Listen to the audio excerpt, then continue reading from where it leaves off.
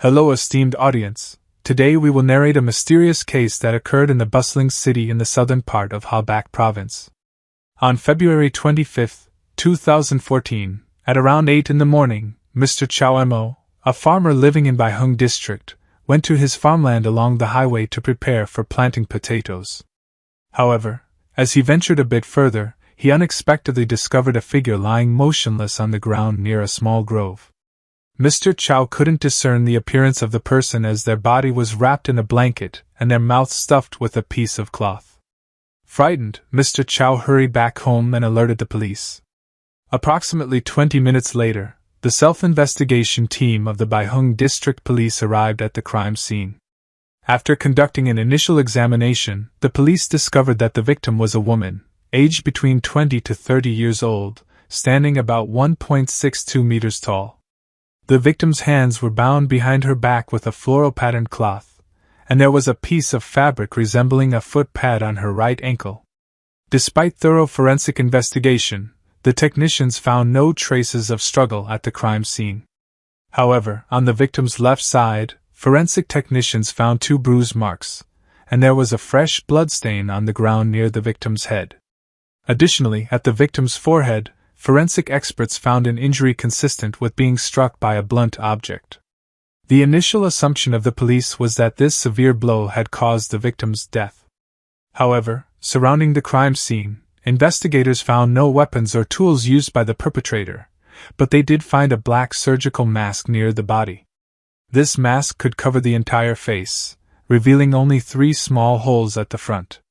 It appeared to be a professional-grade mask, leading the Bài Hương District Police to speculate that it could be an item used by the perpetrator, who left it at the crime scene after committing the act.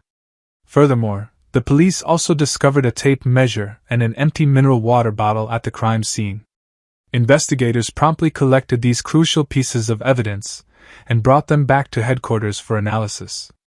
The Bài Hương District Police speculated that if these were items left behind inadvertently by the perpetrator, it could potentially create a significant loophole in their murder plan. However, the truth behind the case was not as simple. Based on the forensic examination results, the forensic pathologist speculated that the victim had likely been kidnapped and threatened before being brought to this remote location. The perpetrator then used a blunt object to strike her from behind, causing a fatal blow. Therefore, the spot where the victim fell was the primary crime scene. But what's particularly peculiar is that although this location was in a wooded area, it was only about 30 meters from the highway. So on such a busy highway, it would be very easy to get caught. Why would he choose to commit the crime at this location? During the subsequent investigation, the meticulous police discovered 2 distinct footprints leading from the highway into this small grove. These footprints differed in size. Upon reaching the location where the body was found, after careful examination, the police quickly realized that these smaller footprints in size and pattern perfectly matched the sneakers of the perpetrator. The police then speculated that the larger footprint was undoubtedly left by the perpetrator's boot. Further technical analysis of these footprints allowed the forensic team to make a preliminary assessment of the perpetrator's physical characteristics.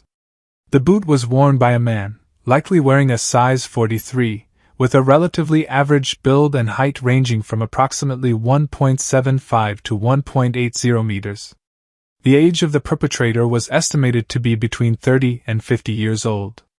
Although the identity of the suspect had not yet been determined, investigators found some other clues regarding the direction the perpetrator took after the crime.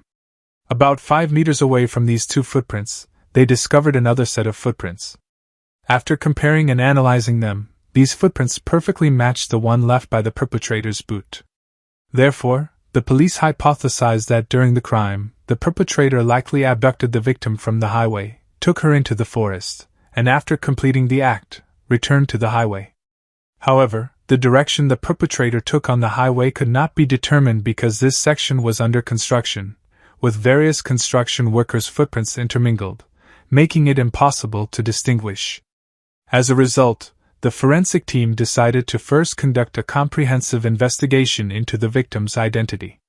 In the forensic examination room, the forensic doctor conducted a more detailed examination.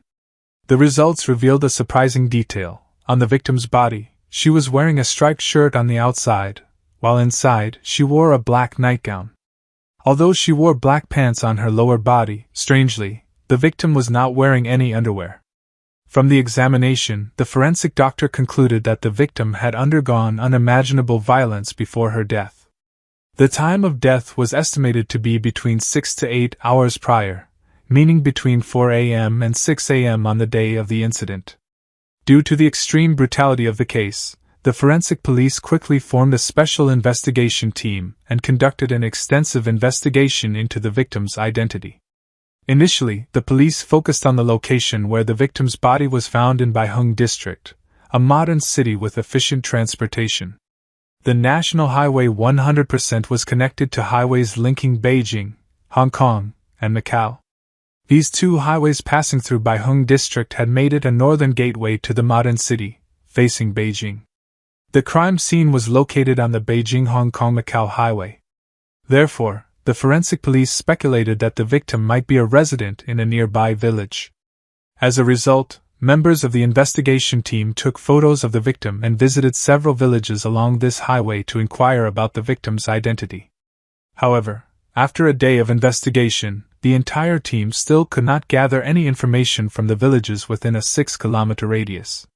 This was a significant surprise and disappointment, as initially predicted, suggesting that the victim might have been brought here from a distant location. This further complicated the case. At this point, the forensic doctor also completed the biological analysis related to the surgical mask, drug residue, and mineral water bottle found at the crime scene. The results of the analysis showed that in the surgical mask and the mineral water bottle, the forensic doctor did not find any DNA traces. Regarding drug residue, although a small amount of saliva was found, the DNA comparison with the national database did not yield any matches. And concerning the male semen found inside the victim's body, the forensic doctor also found DNA, but the comparison results did not match any suspects. This made the case even more obscure. Investigators continued to analyze that during the assault, the perpetrator wore a mask, which could indicate two possibilities. Firstly, the perpetrator might be someone known to the victim. To avoid being recognized, he wore a mask. Secondly, the perpetrator could be a professional assassin, and wearing a mask during the assault could simply be a professional habit. However, because the mask was left at the crime scene, the police were leaning towards the first possibility. Now, the most crucial aspect of solving the case was determining the victim's identity. Once the victim's identity was established, the perpetrator could potentially be identified through the victim's social network. Based on the post-mortem examination, the police discovered that the victim had a fashionable hairstyle with dyed red highlights and wore two different earrings on her hands, one copper earring on the left and one silver earring on the right. Upon further inspection, the forensic doctor found that both earrings were made of cheap materials and were merely costume jewelry. Additionally, the police also found that the victim's fingernails had been recently manicured. Combining this information with the overall image of the victim, although her facial features were very fashionable, her clothing was of low to average quality. Especially the shirt the victim was wearing. Based on the style, it indicated that only older women preferred such clothing. However, for a young and beautiful woman like the victim, wearing such a shirt seemed very out of place. This puzzled the investigators slightly. Nonetheless, based on the clothing information, the forensic police still speculated two possibilities.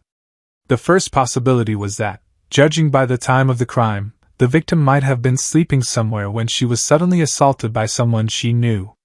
In a state of panic, the perpetrator made her put on different clothes in a hurry. Subsequently, she was brought near the highway and murdered. The second possibility was that the victim might be an employee of some entertainment establishment in the city, and on the night of the crime, she first encountered a very deviant individual, then was tricked into a false sense of security. After revealing the truth in a state of panic, she hastily put on her clothes. Then she was abducted near the highway and murdered by the deviant.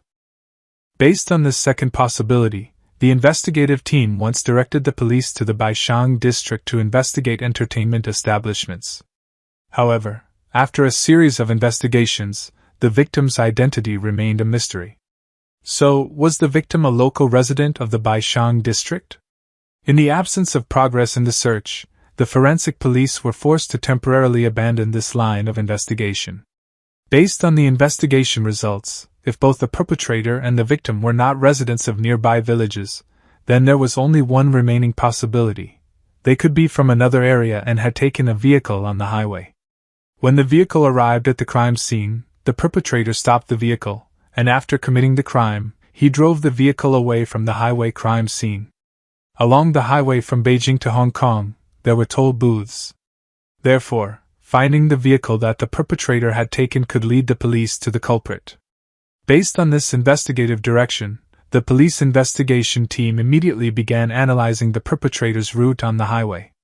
Firstly, at the northern end of the crime scene, there was an international airport, which was the main terminal for Thatchari train. If the perpetrator drove through the Beijing-Hong Kong highway toll booth, then ahead of his vehicle, he would definitely pass a toll booth near the airport. Therefore, the investigators collected all the toll booth records. Then, at the southern end of the highway crime scene, they found a toll booth near the central downtown area. The investigative police also collected all the toll booth records from these toll booths. Based on the time of the victim's death, the forensic police determined that the perpetrator's vehicle had passed through toll booths between 4 a.m. and 8 a.m. on the same day. During this time, all vehicles passing through the two toll booths had to be checked for clues. After reviewing the surveillance videos of the toll booth facilities, the forensic police finally identified a total of 171 car and truck vehicles that needed to be checked. However, tracking these vehicles was quite complex. Besides the vehicles from the local area of the Baishang district, there were also some vehicles from Beijing, Inner Mongolia, Xinjiang, and more than 10 other provincial cities. This suddenly made the workload of checking very large. Therefore, the investigative team divided the task force to investigate these vehicles at their respective locations. Another small group of police officers conducted investigations to determine the travel times of these 171 car vehicles. Quickly, they found a vehicle that seemed very suspicious, which was a silver pickup truck. According to clear surveillance video from the toll booth on the highway, under normal circumstances, this pickup truck should have passed the toll booth at Vietnam after about an hour and a half. Confronted with the sudden appearance of the police, the driver, Min, felt extremely anxious. The investigators asked him if on February 25, 2014, he encountered any unusual incidents on the highway. At this point, Min immediately claimed that because he was too tired after playing cards with friends the day before, he decided to rest for over an hour at a service area on the nearby section of the highway. Moreover, Min even managed to get someone else who was with him to corroborate his story. At this point, the police dismissed any suspicions regarding Min. Not long after that, the police continued to discover another suspicious vehicle, which was a black sedan with a license plate from Jiangsu province. According to the surveillance video footage, this tourist vehicle traveled from the lone town to Thin Xe Trang City, then onto the Beijing-Hong Kong highway. Finally, it reached its destination, which was the headquarters of Long Deep District in a major city in Vietnam. Under normal driving conditions, he could have reached his destination in about an hour. However, on the evening of the crime, this vehicle had been on the highway for over 3 hours. Subsequently, the police quickly found the owner of this vehicle to be Phung De Kiet. Based on the vehicle registration information, Phung De Kiet was a local resident of Long Deep District. He was 42 years old this year, and his appearance matched the description provided by the police. The police from Baishang District decided to send 2 officers to Long Deep District for direct investigation. After arriving at the Long Deep District Police Station, the investigators contacted Phung De Kiet by phone. The results showed that his reaction was very unusual. Firstly, Phung De Kiet claimed to have urgent family matters and refused to come to the police station to make a statement. After several reminders from the investigators, he agreed to come to the station later that day at 4 p.m.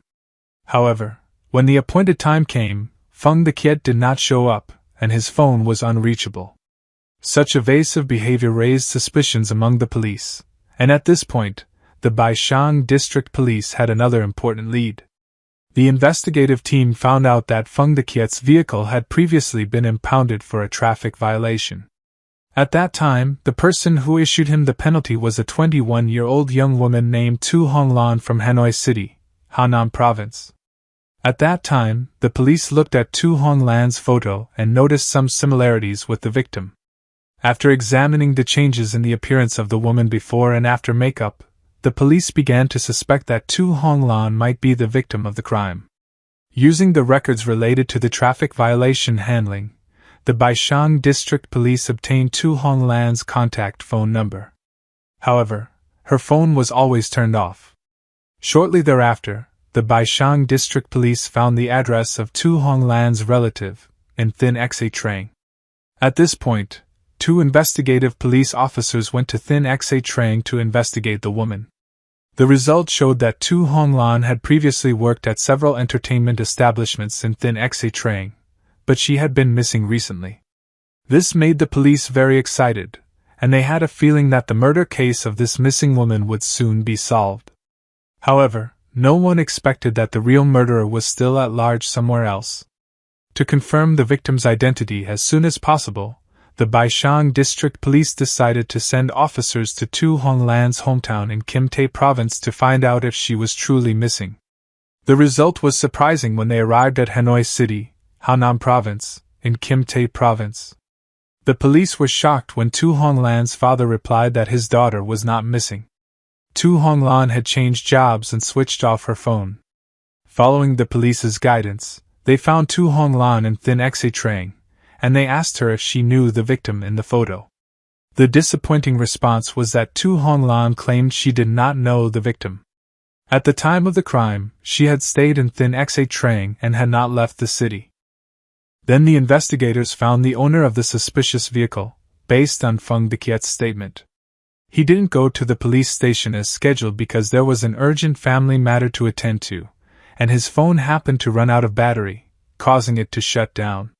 The investigators continued to question Feng Deqiet about why, on the evening of February 25th, his vehicle was on the highway for over 3 hours.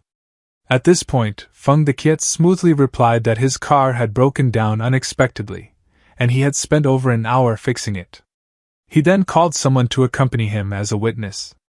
Therefore, the police once again found themselves at a dead end, as the initial lead was once again cut off. The forensic team decided to investigate the remaining vehicles on the list. By now, the investigation had been ongoing for 5 days without any breakthroughs. When one investigator paid attention to the 68th vehicle, a yellow car belonging to a Chinese tourist group, things started to become interesting.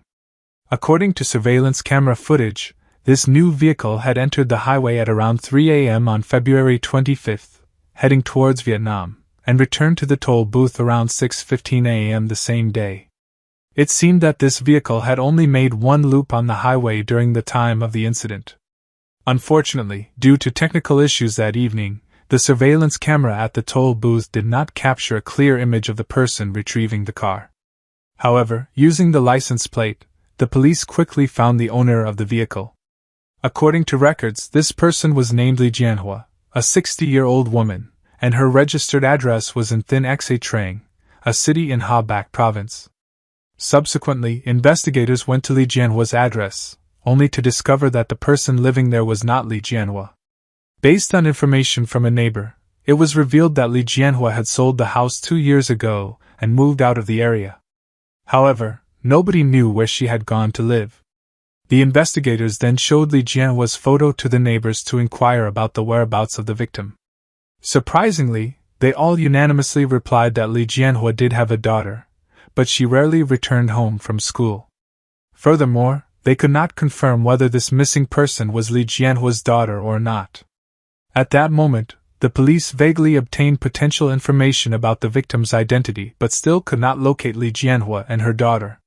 By the 7th day of the investigation, the police had made no progress.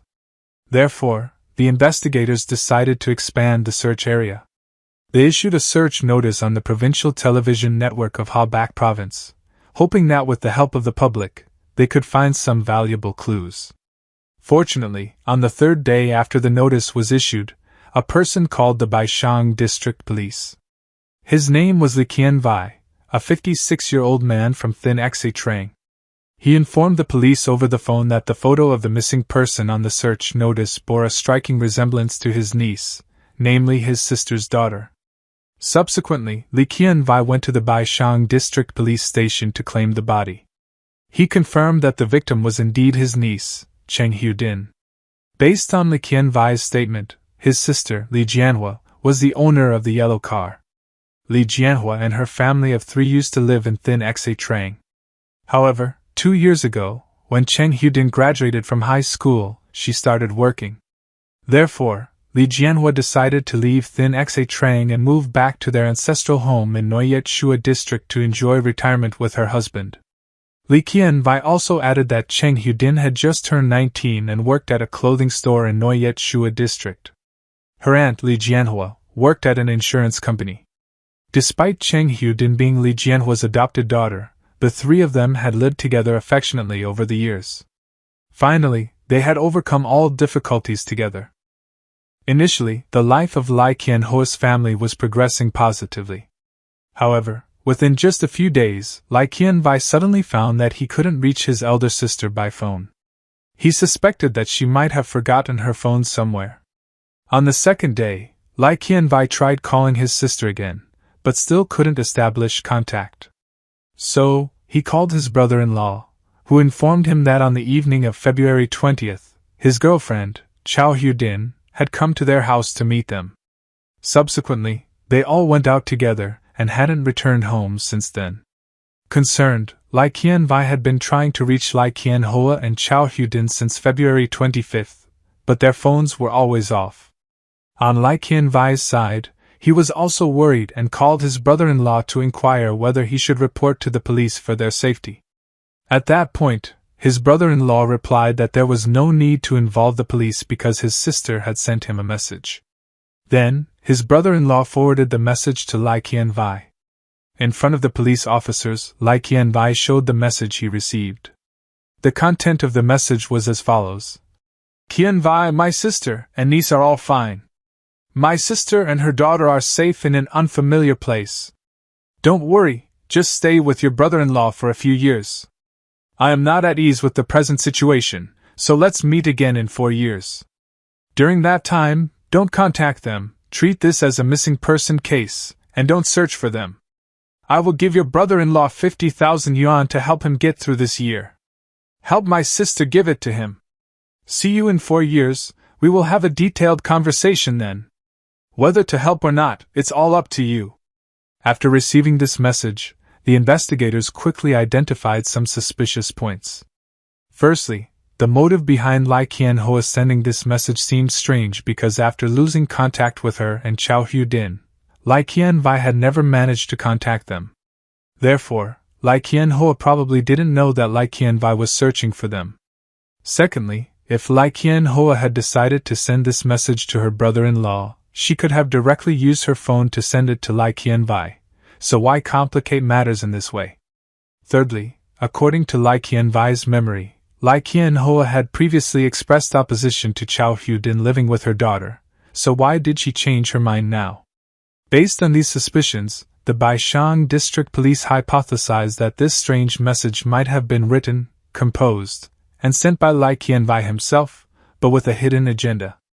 Perhaps only by finding Li Qianvai or Li Qianhua could the entire case be better understood. With these leads provided by Li Qianvai, the police then went to Li Qianhua's hometown to investigate further. This was the house of Li Qianhua, but the front door was securely locked. After a thorough search, the investigators confirmed that no one had been inside the house for several days. They then proceeded to visit Li Qianvai's family's residence to gather information. In another village within the district, the Baishang District Police found Li Qianvai's father. According to his statement, his son had returned home a week ago. When asked why his wife and granddaughter hadn't returned with him, to their surprise, Li Qianvai replied that his wife and daughter had gone missing, and he didn't know where they had gone. Clearly, what Li Qianvai had told his father was completely contradictory to what he had told Li Qianvai. Based on this discrepancy, the Baishang District Police concluded that Li Qianvai was the prime suspect who needed to be apprehended. Therefore, the investigators reached out to Lee Kin Vai through mobile phone records to contact Hanta. They knew that Hanta would surely show up to exchange the 50,000 yuan. And on the morning of March 18, 2014, the Baishang District Police went to the agreed meeting place where Lee Kin Vai and Hanta had planned to meet. At the 11,000 Condé restaurant, the suspicious individual, driving a distinctive open-top car, appeared at the designated spot. Within 3 minutes, the Baishang District Police swiftly apprehended Hanta. While being escorted back to the Baishang District Police Station, Hanta confessed to his criminal behavior. Initially, Hanta told the police that he was the one who personally murdered Xiao Hudin and disposed of her body in a forest near the highway. Subsequently, Hanta remained silent, but later confessed that his wife, Lee Kin Hoa, was also a victim of his killings. This confession deeply shocked the police, and after Lee Kin learned of this news, he became immobilized.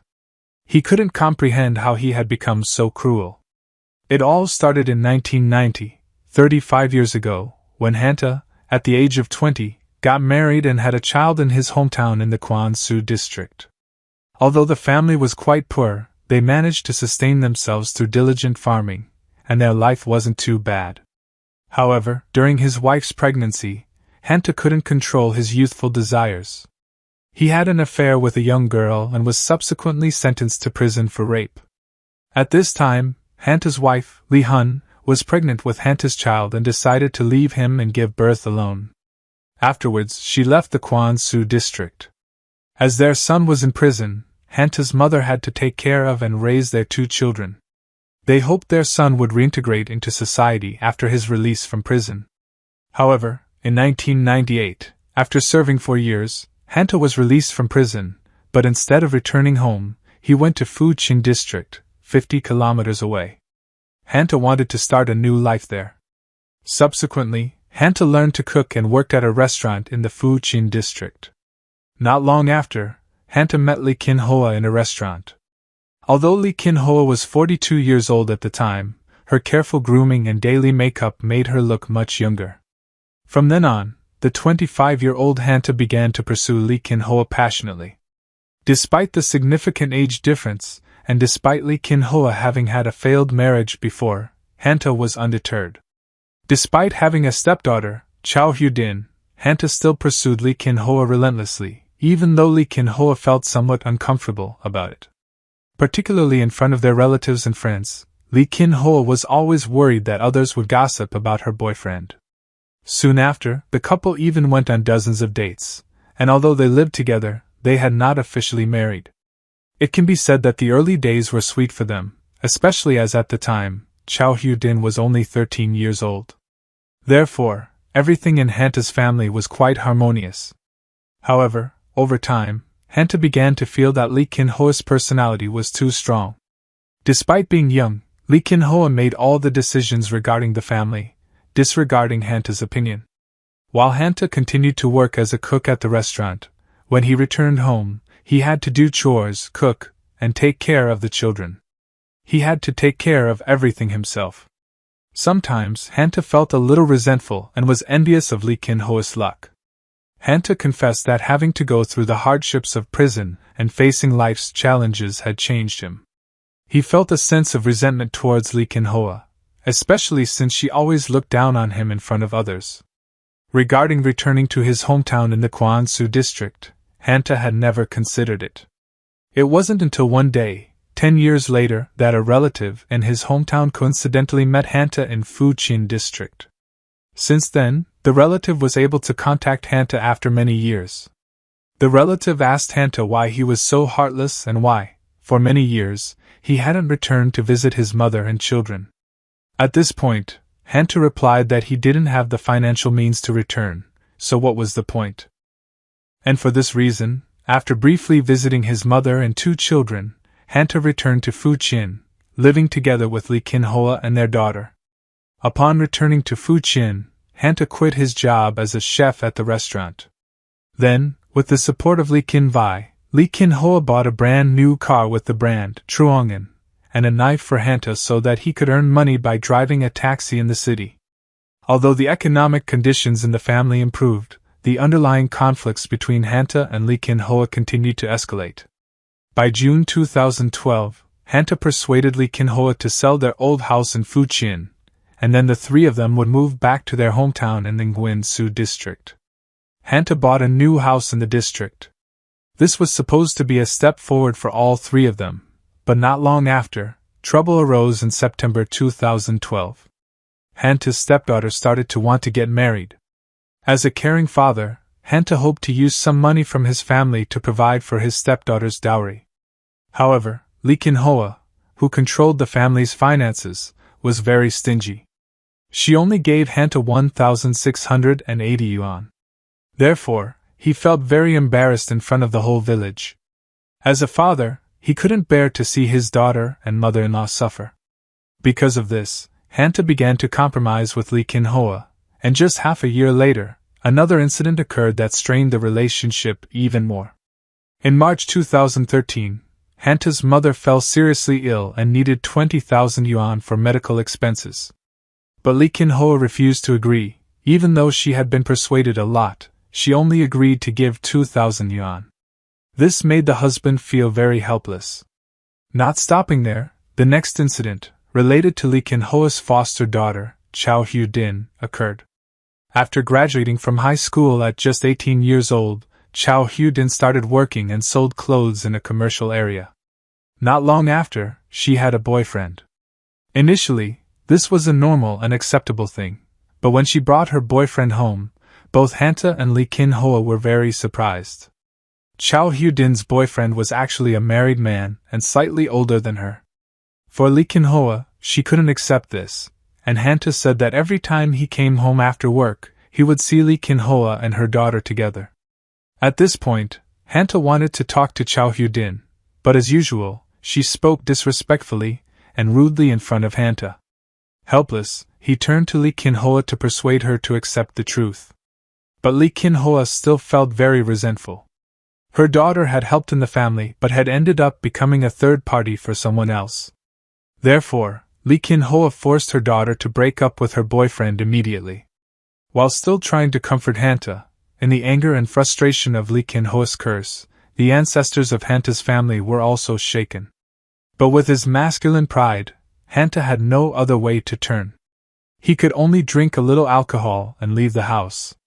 In Hanta's mind, he gradually felt hopeless about this family. Therefore, he began to think of escaping, but Hanta didn't know where he could go. On the evening of February 2, 2014, after a day of driving his taxi home, Hanta ate dinner and went straight to bed. But as he entered the house, he heard arguing and harsh words between his wife and stepdaughter. At first, Hanta remained silent. He just sat quietly in another room. But as the argument escalated between Lee Kin-hoa and the stepdaughter, the conversation turned to Hanta. He wanted to defend himself, but Lee Kin-hoa and the stepdaughter didn't give him a chance. The two of them used vulgar language to mock Hanta. He remembered that Lee Kin-hoa had no logic whatsoever. From start to finish, she only complained about trivial matters. And finally, Lee Kin-hoa and the stepdaughter concluded that everything was Hanta's fault. It was because of Hanta's lack of commitment that he couldn't earn much money. It was because of his inadequate education. Frustrated by such accusations, Hanta stormed out of the door feeling extremely angry. He then went to a nearby restaurant to drown his sorrows. By the end of that evening, Hanta returned home, but his mood was still not relieved. Meanwhile, Lee Kin-hoa and Cao Hyudin had already gone to bed. However, Hanta didn't feel sleepy at all. He sat alone in the living room. In Hanta's mind, memories of the past 10 to 6 years began to emerge. He realized that nothing was as he had imagined. Hanta said, "The more I think, the more angry I feel, the more I reflect, the more disappointed I become. In the end, I came to the conclusion, as a man, that in recent years I have been too weak. My love for Lee Kin-hoa has long since disappeared. The pressure of the family situation has pushed Hanta to the brink of madness." In a fit of rage, Hanta found a blunt object, then quietly approached the bedroom. He then attacked Lee Kin-hoa while she was asleep. The blow was so severe that Lee Kin-hoa remained unconscious. Hanta then placed Lee Kin-hoa's body in the car and drove to a secluded spot 2 kilometers away. He then used the blunt object to open a manhole cover and drag his wife's body down the drain. After returning home, Hanta turned his rage towards Cao Hyudin. In his mind, this stepdaughter was the cause of all his misfortunes. Therefore, Hanta returned to the bedroom and grabbed a black mask, then he entered Cao Hyudin's room. At that moment, the girl resisted fiercely, but Hanta punched her in the solar plexus twice. After she passed out, Hanta calmly executed his plan to suffocate the victim. Once the deed was done, Hanta put a nightgown and pajamas on Cao Hyudin. Then he fell asleep with a blanket from Lee Kin-hoa draped over him. Afterward, he tore some cloth from the bedsheet and bound the hands and feet of Cao Hyudin. At the same time, he gagged her mouth with another piece of cloth. He used a bedsheet to cover the head of the victim. Around 3 a.m. on the same day, Hanta lifted Cao Hyudin into the car and drove towards the northern highway. During this journey, Cao Hyudin woke up once, but she was too weak to resist. Hanta realized that dawn was approaching when they reached a deserted area, so he parked the car and dragged Cao Hyudin away from the highway into a nearby alley. Hanta then proceeded to assault the stepdaughter with the blunt object he had used before. After finishing his task, Hanta quickly discarded the mask and left the scene. Then he returned to the highway and drove back home. Finally, he headed back to Nguyen-Su district. When Lee Kin-vai contacted Hanta and asked about Lee Kin-hoa's condition, Hanta lied, saying that Lee Kin-hoa and her daughter had left with Cao Hyudin's boyfriend. To make it seem convincing, Hanta also sent a message, partly to prevent Lee Kin-vai and the police from continuing the investigation, but also to extort money from Lee Kin-vai. However, he couldn't have known that this message would incriminate him to the police. Subsequently, based on the confession of the accomplice, the police quickly found Lee Kin-hoa's body submerged in water. The scene was incredibly tragic and heartbreaking. Lee Kin-hoa was still in her nightgown, lying unconscious with numerous wounds on her head. At this point, everything became clear, and the police swiftly completed the case file to bring Hanta's crime to justice. On April 1, 2014, the People's Court issued a verdict sentencing Hanta to death for intentional homicide. This verdict brought some satisfaction and closure to the victim's family and the public. However, for Hanta's parents, it was still a shocking blow. Despite him taking his own life and the lives of his wife and 2 stepchildren, in the end, they only had Hanta to rely on. That was the final chapter of this case. What do you think of its conclusion and the motives of the accomplice?